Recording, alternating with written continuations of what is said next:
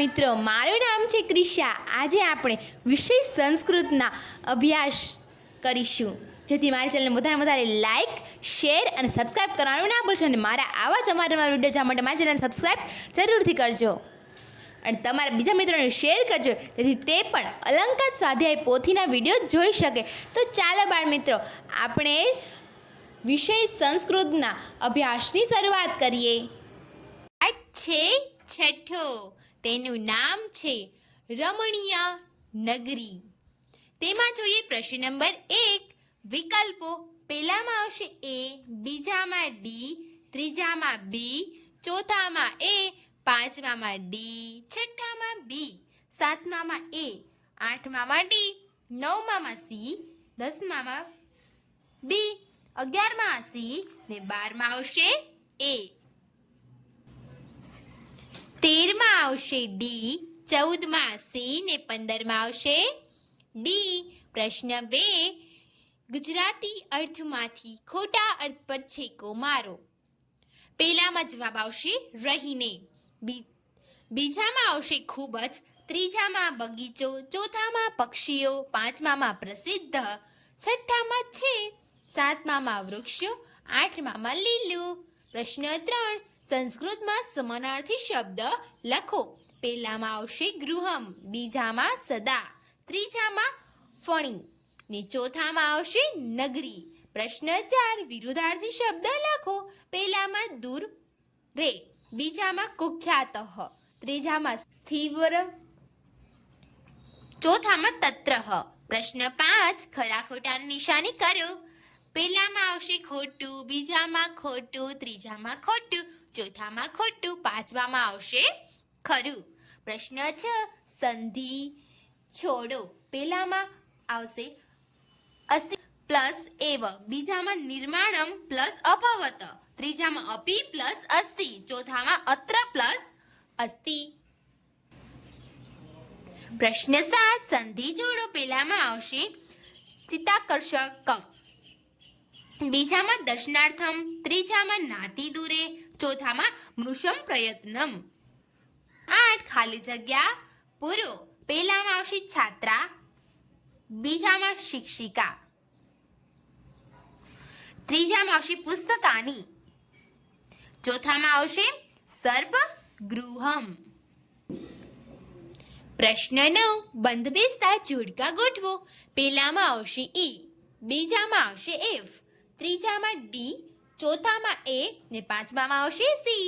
પ્રશ્ન 10, ઉદાહરણમાં દર્શાવ્યા પ્રમાણે કોષમાં આપેલા શબ્દોનો ઉપયોગ કરી વાક્ય લખો। પહેલામાં આવશે મમ ગ્રામી મંદિરમ અસ્તિ, બીજામાં આવશે મમ ગ્રામે પક્ષી ગૃહમ અસ્તિ, ત્રીજામાં આવશે મમ ગ્રામે ઉદ્યાનમ અસ્તિ, ચોથામાં આવશે મમ ગ્રામે તડાગઃ અસ્તિ। પ્રશ્ન 11, નીચે આપેલા ગદ્યખંડોમાં રેખાંકિત શબ્દ સુધારીને સુંદર અક્ષરે ગદ્યખંડ ફરીથી લખો। પહેલામાં આવશે જવાબ ઇદમ સચિવાલય ભવનમ અસ્તિ, અસ્મિન ભવને વિધાનસભાયા અધિવેશનાની ભવન્તિ, અસ્મિતે ત્રૈવ ભવને સ્થિત્વા રાજ્યસ્ય મંત્રિણઃ સચિવા અન્ય ચ અધિકારીણ રાજ્યકાર્ય સચ્ચાલયની।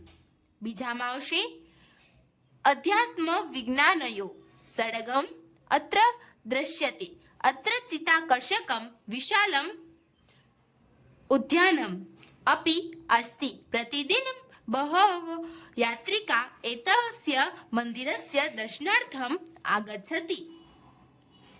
પ્રશ્ન 12, ગુજરાતીમાં ઉત્તર લખો। પહેલામાં આવશે ગાંધીનગર ગુજરાત રાજ્યની રાજધાની છે, બીજામાં આવશે ગાંધીનગરમાં જોવાલાયક સ્થળો સચિવાલય, મહાત્મા મંદિર, અક્ષરધામ અને ઇન્દ્રોડા પક્ષી ઉદ્યાન વગેરે છે, ત્રીજામાં આવશે સચિવાલય એ ગુજરાત પ્રદેશના મુખ્ય કાર્યાલય છે, ચોથામાં આવશે અક્ષરધામ મંદિરમાં પ્રદર્શન વિભાગમાં ચલચિત્ર જોવા મળે છે અને એક વિશાળ બગીચો તથા અહીં અધ્વંસ અને વિજ્ઞાનનો સંગમ જોવા મળે છે। પાંચમામાં આવશે ગાંધીનગરની પાસે વિશાળ ઇન્દ્રોડા પક્ષી ઉદ્યાન આવેલું છે। પ્રશ્ન 13, સંસ્કૃતમાં ઉત્તર લખો. પહેલામાં આવશે ગુર્જર રાજ્યસ્ય રાજધાની ગાંધીનગરમ અસ્તિ.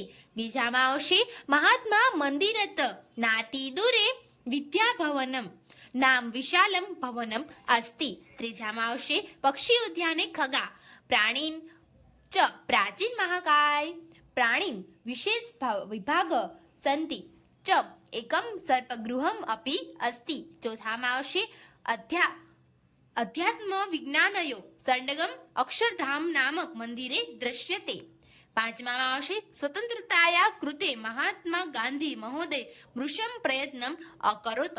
પ્રશ્ન 14 ગદ્યખંડનો ગુજરાતીમાં અનુવાદ કરો. પહેલામાં આવશે આપણા રાષ્ટ્રપિતા ગાંધી મહોદયની યાદમાં આ મંદિરનું નિર્માણ કરવામાં આવ્યું છે, જે મહાત્મા મંદિર નામે પ્રસિદ્ધ છે. મહાત્મા ગાંધીજીએ ભારતની સ્વતંત્રતા માટે ઘણા બધા પ્રયત્નો કર્યા છે. આ બધા જ કાર્યોને ચિત્રરૂપે અહીં પ્રદર્શનમાં મૂકવામાં આવ્યા છે. બીજામાં આવશે ગાંધી મંદિરથી થોડી દૂર એક વિદ્યાભવન નામનો વિશાળ ભવન છે. આ ભવન GCRER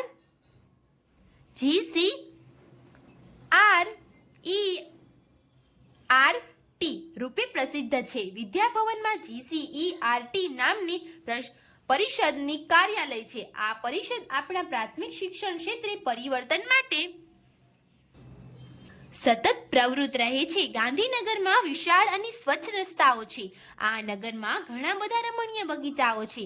નગરમાં ઘણા બધા વૃક્ષો છે. તેને કારણે આ નગર વિશ્વમાં હરિયાળા નગર તરીકે પણ પ્રસિદ્ધ છે. પ્રશ્ન 15 નીચેના વાક્યોને પાઠના આધારિત ઘટનાક્રમ પ્રમાણે લખો. તો પહેલા નંબર પર આવશે અત્ર બહુની દર્શનીયાની સ્થાનાની સંતિ. બીજા નંબર ઉપર આવશે યથા સચિવાલય મહાત્મા મંદિરમ અક્ષરધામ મંદિરમ એવં ઇન્દ્રોડા પક્ષી ઉદ્યાનમ. ત્રીજા નંબર પર આવશે ગાંધીનગરમ ગુર્જર રાજ્યસ્ય રાજધાની અસ્તિ. ચોથા નંબર પર આવશે ઇદમ સુંદર સુયોજિતમ ચ નગરમ અસ્તિ. પ્રશ્ન 16 નીચે આપેલા વાક્યોને સંસ્કૃતમાં લખો. પહેલામાં આવશે જવાબ મમ ગ્રામ સુંદરમ અસ્તિ. બીજામાં આવશે અત્ર બહવ ખગા સંતિ. ત્રીજામાં આવશે મમ ગ્રામે ઉદ્યાનમ અસ્તિ. ચોથામાં આવશે મમ શાલા વિશાલા અસ્તિ. પાંચમામાં આવશે ગાંધી મહોદય અસ્માકમ રાષ્ટ્રપિતા અસ્તિ. પ્રોજેક્ટ વર્ક તમારા ગામ નગરનું વર્ણન સંસ્કૃતમાં 5 થી 6 વાક્યોમાં કરો. એમાં આવશે મમ ગ્રામસ્ય નામ સોનાપુર અસ્તિ. મમ ગ્રામ નગરસ્ય સમીપે એવમ અસ્તિ. મમ ગ્રામ અતિ રમણીય અસ્તિ. ગ્રામસ્ય સમીપે નદી પ્રવહતિ. નદ્યાયા તટે વિશાલ મંદિરમ અસ્તિ. મમ ગ્રામે એક શાલા અસ્તિ. સર્વગ્રામ જના કાર્યકુશલા કર્મનિષ્ઠા ધર્મપ્રિયા ચ સંતિ. અતિ નામે પ્રદૂષણ મુક્ત જીવન વર્તતે. તો બાળ દોસ્તો, આ સાથે આપણો 6ઠ્ઠો પાઠ રમણીય નગરી જે પૂરો થાય છે. અને આવા જ અવારનવાર વિડીયો જોવા માટે મને કમેન્ટ કરીને જરૂરથી જણાવજો.